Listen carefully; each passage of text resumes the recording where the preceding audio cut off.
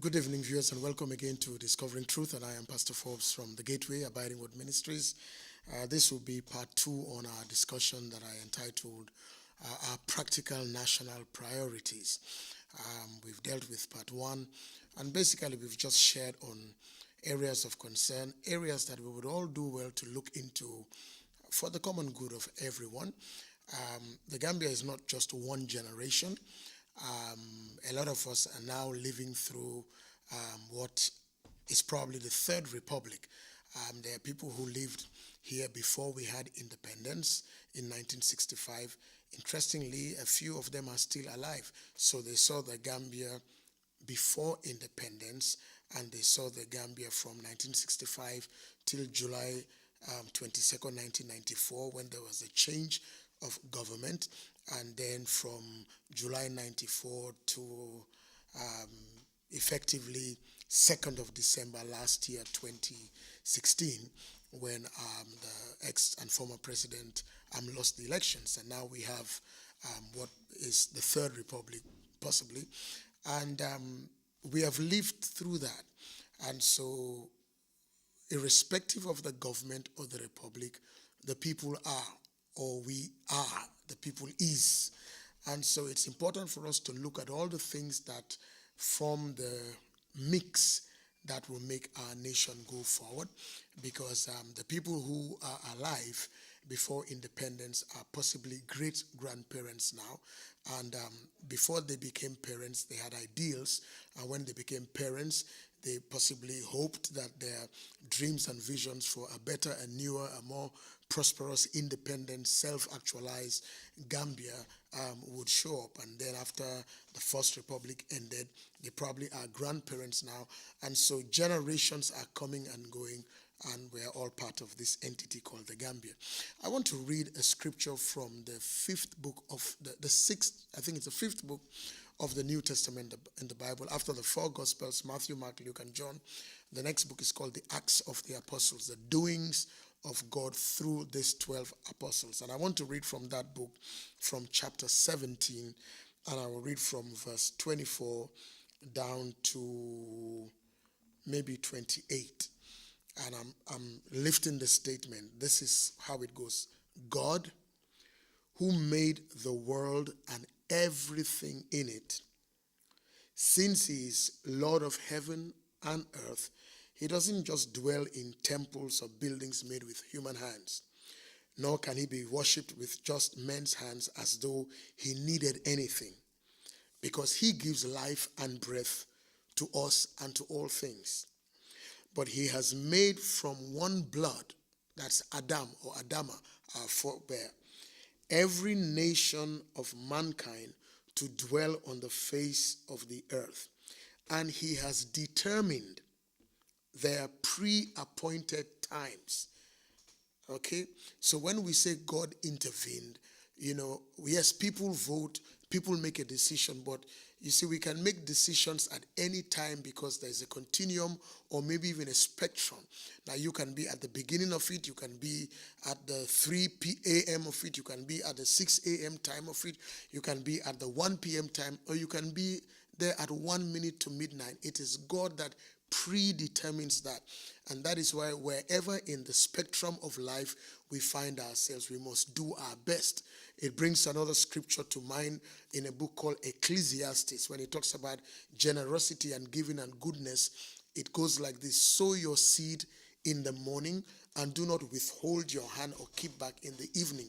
Give a portion to 7 and to 8, for you do not know which one God is going to bless, except you have come into a real deep relationship and you can discern and sense that this is going to happen.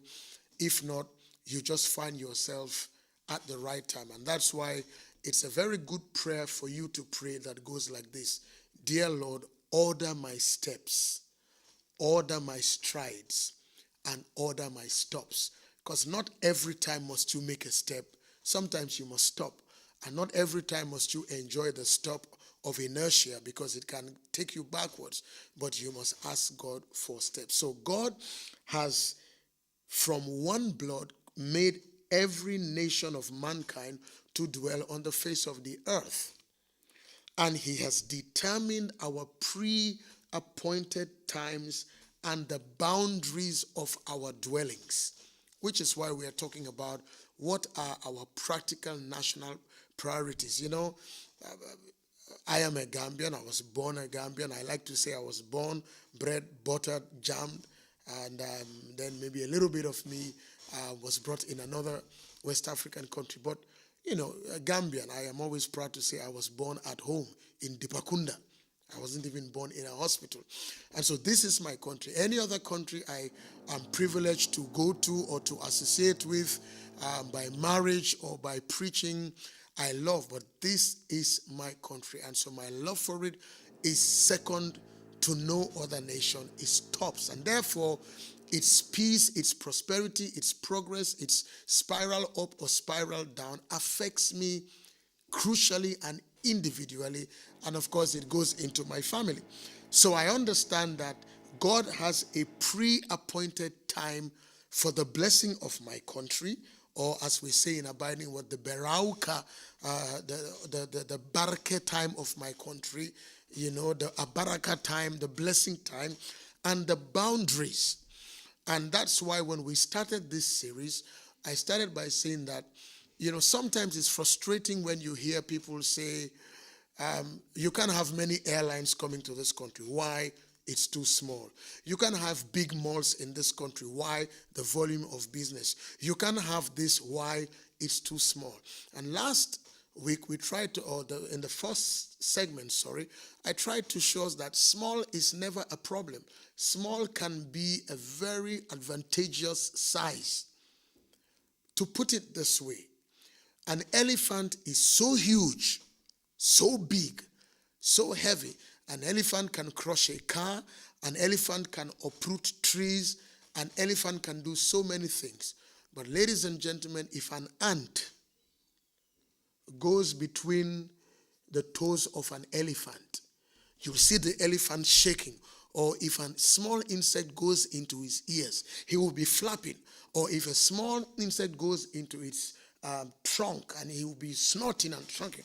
And while the elephant is shaking, the ground is also shaking. But what is causing the elephant to shake is a very tiny, almost invisible being, creature, an insect. Maybe a louse fell, or as the Akus would say, dofli. And so small is not to be underrated. Small is not to be sidelined. We must be able to see that there are other nations as small as we are that are doing very well. We keep talking about Singapore, Bahamas. When you look at a particular nation like Singapore, whose country and capital are the same name, it's amazing, the GDP. And as I keep saying, the Singaporean passport is the 5th most powerful passport in the world. So size is not always a disadvantage.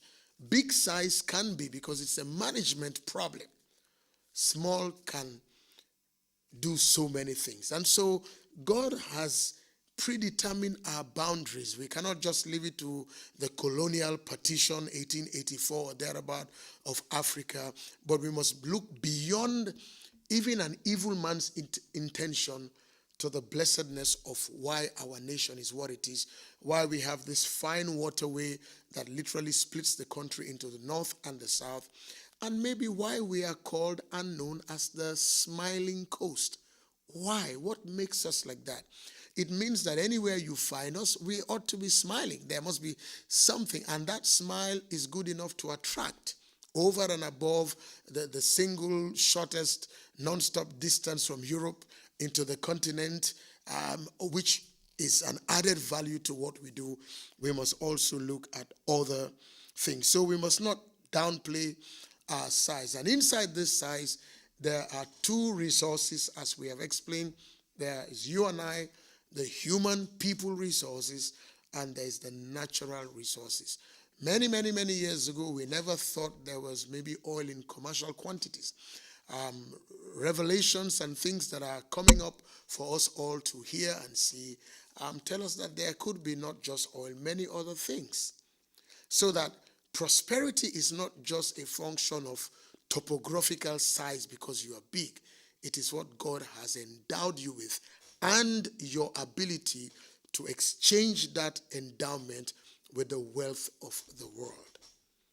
You know, when we look at Africa, our continent, when we look at West Africa, this region, I remember many, many years ago, I was preaching in the blessed nation of Sierra Leone. And then we were actively building the gateway. So, you know, when you're in building mode, you know everything about sand, cement, stone, dumping level, and all these kinds of things. And I remember staying in this hotel. It was called Kimbima Hotel, not too far from, I think, Bintumani or somewhere. And I could tell that there was granite on the floor. And I could see little boys and sometimes men chipping, and when they have enough, they sell them by the roadside.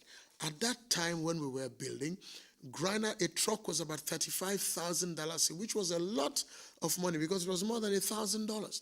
And occasionally it would be scarce in the country, and we had to wait for containers to come, for trucks to come, maybe from Kaulak or Dakar across the ferry, which was inconsistent then, and before a truck of granite would come. And yet in another country, it was on the road. So I remember coming back and asking people, can't there be a barge system bringing granite from Sierra Leone to the Gambia? Because people go from the Gambia to Sierra Leone now by road. So, and that goes to other countries, Ivory Coast, Ghana, so many other countries. I mean, Guinea has almost everything you want. That's Conakry. Liberia. And so it's not a mistake.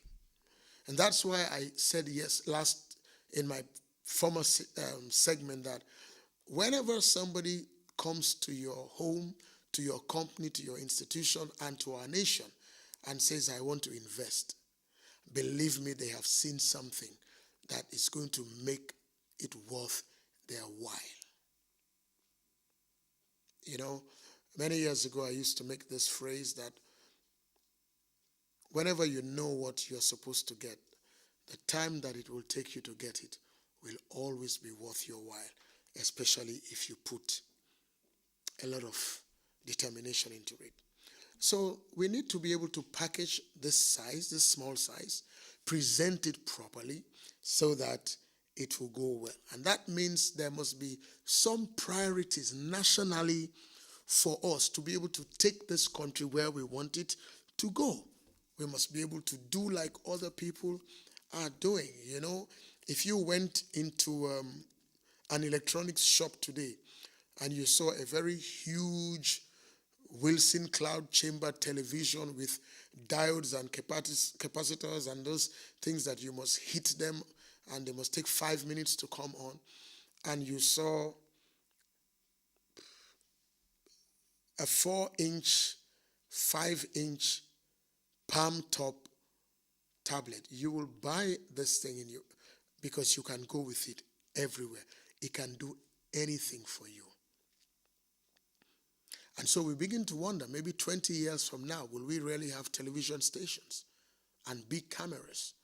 Or is everything going to be done as we see now? You can go Facebook Live. You can do Instagram Live. You can do all that. What am I saying? Small.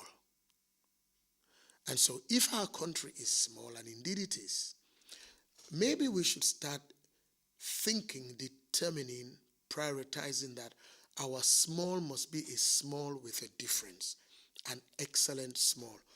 I never forget walking down just not far from the Ritz-Carlton Hotel in Singapore there, and I saw write-ups on like photo frames or plaques that 3-year-old, 4-year-old, 5-year-old Singaporean children had written all on the wall. I love my country. Singapore is the best country in the world. I love it. And yes, maybe there is some amount of over patriotism and nationalism, but you know, maybe we can start there. Because you see, we all specialize in this phrase, the problem is. From here to Johannesburg, you'll hear the problem of South Africa is, the problem with Nigeria is, the problem with Africa is, the problem with black people is, the problem with the government is, the problem, you know, we always know the problem. What about the solution? And so for a nation and a nation's educational system to maybe make it a national policy that the children can start speaking positively about their country, drawing positive things about their country, in some ways it begins to seep into your spirit, and then you love your own before you look outside, because charity, as we are told, begins at home. And so how do we market this small? We market it by making it great. So how do we make this small great? I think it was a psychologist or somebody, I can't remember, but I think it's Abraham Maslow who, well, he became popular with it, but I can show you in the Bible, and we all know that the 3 or 4 or 5 basic hierarchical human needs, and I want to go beyond 3 because we are told food, clothing, and shelter, and that's great. But you know, there is something called freedom. And there is something called equal opportunity. There is something called a level playing field where I can exercise my God-given potential and talent, and there is space for somebody else to exercise theirs, even if we don't agree. And I do not live in a place where I am stifled because what I'm saying, even though helpful, is not liked by somebody else who has the power to shut it down. No. As I always like to say, how many Gambians now remember VPN? We lived in a period for about a year plus on VPN. We haven't changed. We are the same Gambians. As a matter of fact, I think we are even more vocal now, and we don't need VPN. So VPN, or stifling freedom of speech and expression, was not a good idea. It possibly added up to one of the many things that brought the former government down. Because you see, even if I am ranting and you allow me to rant, after some time I either stop ranting or modify my rant into an educative, constructive rant, which you gain from. But if I start ranting and you stop me, then you give me the impression that what I am doing is important and is getting you. And believe me, I will do more. So we didn't need VPN. We don't need anything that stifles communication. And that's why it's good when we hear President Minister of Information, Communication and Technology having press conferences, and probably there's a bi-monthly press conference from the Office of the President and other ministries, because when people don't know, they speculate. And when they speculate, it's too late for you to come and say it's not that, and then you call people unpatriotic. No, but if the information was there, fine. E-governance, e-life must be easy. We see that happening in the Ministry of Justice. I believe maybe between them and information, they hold the first prize for that. And it's fine. People look forward to it. We want to hear what's happening, because if not, people have to snoop and find information. And then you are undermining yourself, because what you are hiding from, you are hemorrhaging at. And so before we can even export, we need to be able to work out these things. A nation that prioritizes itself in food, in clothing, and in shelter, and a sense of freedom is going somewhere. A couple of weeks ago, I asked on this program, what percentage of the government or even the national workforce that works in the capital, Banjul, what percentage lives in Banjul? Because you know, if you're familiar with the Gambia, after 4 o'clock, sometimes from mile 2 through Denton Bridge, all the way to Brusubi Turntable, there could be a whole traffic jam. And that probably means all those people are going in that direction. They live there. So does it begin to make sense that, you know, for the total win-win of everybody, for the longevity of the roads, for speed of business, for family life quality, for all that, maybe we can decentralize some of those government ministries? Does it make sense? Or maybe we open more access roads. Like I hear we were once thinking about Bond Road through maybe large area, hitting Banjunding for people to go to Farato, Busumbala, Brikama, Pirang, Farababanta, and all the way Koloro, and all the way Mandinaba, because people are coming from that far. It means that energy must be open to that point. It means that internet must be open to that point, because, ladies and gentlemen, if I can sit in my home at Farababanta and I can Skype in a meeting and teleconference, the bottom line is product delivery, service delivery, on time, effective, efficiency delivery. If we can do it, wow, we'll be excited. Flexi time becomes the order of the day. People will clock in, and again, for the size, the beautiful size of our country, we must be able to do it. We must be able to do it. We do not have such gridlock. Our topology, our geography, the way the country is, makes it easy to run cables. We don't have mountains. So cell sites and repeater stations should not be a problem. We are not a nation that suffers from earthquakes or hurricanes or winds in category 4. So there is wonderful advantage. It's a 30-minute flight to Dakar, 50 minutes to Freetown. Direct to Lagos is 2 hours 55 minutes. To London is 5 hours 50 minutes. There's a lot we can do.